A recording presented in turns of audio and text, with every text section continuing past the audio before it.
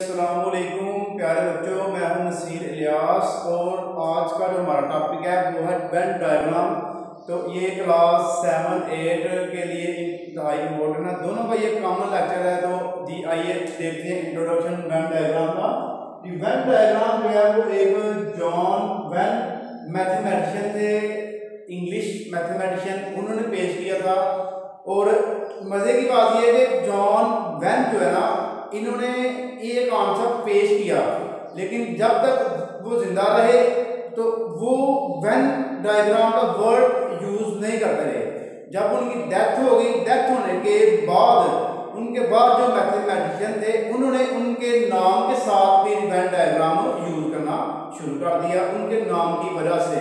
जी ये अब देखिए कि डेट ऑफ बर्थ है 12 अगस्त जो है 4 और 1834 और जो देखा डेथ है वो अप्रैल 4 1923 और 88 साल और 8 महीने वो आपकी इस्तेमाल करते रहे। कह लें कि वो आपकी जो मुश्किलात है उनको मजीद बढ़ाते रहे। जी डेफिनेशन क्या है? It is a simple close figure to show sets and their relation. एक बंद शक्ल होती है जो सेट के रिलेशन को ज़ाहिर करती है। मीन के सेट का रिलेशन क्या होगा? Union, intersection, subset, proper set, superset, इस तरह को यानी कि वो ज़ाहिर करने के लिए ये डायग्राम है। सबसे पहले हमारे पास जो मेन डायग्राम होती है वो यूनिवर्सल सेट होती है। हम जो रेक्टेंगल डायग्राम के अंदर शो करेंगे वो सबसे पहले बनाएंगे आप यूनिवर्सल सेट की डायग्राम रेक्टेंगल में, और उसके अंदर सारे सेट आप लिखेंगे। जी उसके बाद किसी भी सेट को ज़ाहिर करना हो आपने, किसी भी सेट को आपने ज़ाहिर करना हो वेन डायग्राम में, तो आप उसको सर्कल में लिखेंगे, किसी और शेप में नहीं लिखेंगे। उसके बाद डिसजॉइंट सेट, डिसजॉइंट सेट वो होंगे जिनके अंदर कोई भी एलिमेंट सेम नहीं आएगा, उसको आप कहेंगे डिसजॉइंट सेट। जैसे कि नेचुरल नंबर जैसे कि even number and odd number, दोनों में कोई नंबर सेम नहीं होगा, तो ये होते हैं डिसजॉइंट सेट। तो उसके लिए हम इसका अगर इंटरसेक्शन फाइंड करेंगे तो वो आएगा एम्प्टी सेट। तो एम्प्टी सेट वो एक नया सेट बन देगा जिसे हम कहेंगे C = एम्प्टी सेट। जी उसके बाद ओवरलैपिंग सेट है हमारे पास। ओवरलैपिंग सेट वो होगा जिसके अंदर कम से कम एक या ज्यादा भी नंबर सेम आ रहे हो तो वो हम कहते हैं कि ये ओवरलैपिंग सेट है। तो ओवरलैपिंग जो सेट होता है हम उसकी डायग्राम ऐसे बनाते हैं कि एक दूसरे को ओवरलैप करते हैं।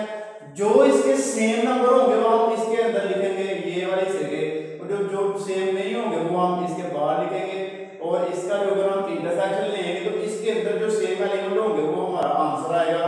उसके बाद यूनियन ऑफ सेट्स, दो सेट्स का यूनियन फाइंड करना। अब हम क्या करेंगे, इसमें जो मेन कॉन्सेप्ट है यूनियन का, हम दोनों सर्कल को कलर कर देंगे, दोनों सर्कल को शेड जरूर करना है। तो इसका मतलब होगा कि ये क्या हमारे पास यूनियन है। जी देखें, अगर तो यूनियन ऐसे सेट का हम कर रहे हैं जिसमें कुछ एलिमेंट सेम है, तो वो फिर आप ओवरलैपिंग की डायग्राम बनाएंगे और दोनों को सारे कलर कर देंगे, और जो सेम नंबर होंगे वो आप इसके अंदर लिखेंगे। जी अगर ऐसा सेट हो डिसजॉइंट सेट का यूनियन कर रहे हो, इनके दोनों में कोई नंबर सेम ना होगा, तो आपने दोनों को क्या करना है, शेड कर देना है और अलग अलग लिखना है, ओवरलैपिंग में नहीं लिखना। उसके बाद इंटरसेक्शन, अगर आपने किसी सेट का इंटरसेक्शन करना हो तो वो ओवरलैप कर रहे हो, इनमें कुछ एलिमेंट उनमें ज़्यादा सेम आएंगे, तो वो जो सेम एलिमेंट होंगे वो आप लिखेंगे ओवरलैपिंग वाले हिस्से में जहाँ पे ये मैच हो रहे हैं एक दूसरे को, और बाकी हिसाब वाइट छोड़ देंगे। उसके अंदर जो भी एलिमेंट होगा वो आप लिखेंगे और बाकी हिसाब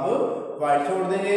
तो जो हिस्सा ये कलर किया होगा इसका मतलब है कि ये हिस्सा दोनों में मैच है। जी उसके बाद हमारे पास कॉन्सेप्ट आ गया सबसेट का। इसको हम पढ़ेंगे कि A सबसेट B।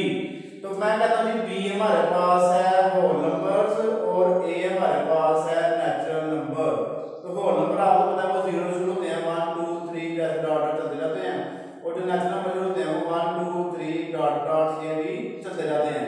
अब आप ये देख सकते हैं होल नंबर में 0 से 1 2 3 और नेचुरल नंबर में 1 2 3 आ रहे हैं। इसका मतलब है कि जो B के अंदर A आ रहा है सारा, तो आप पहले B का सर्कल बनाएंगे बड़ा, उसके अंदर A लिखेंगे। क्यों? कि B के अंदर A आ रहा है, तो हम इसको कहते हैं कि A सबसेट B। तो पहले आप B बनाएंगे, उसके बाद इसके अंदर आप A लिखेंगे और सारे के सारे को आप सर्कल करेंगे। तो जी बच्चों, ये थी हमारे पास वेन डायग्राम्स। इनको आपने अच्छी तरह समझना, ये बेसिक कॉन्सेप्ट है, इनकी समझ आएगी तो आपको चैप्टर की समझ आएगी। जी अल्लाह हाफिज़, जज़ाकल्लाह।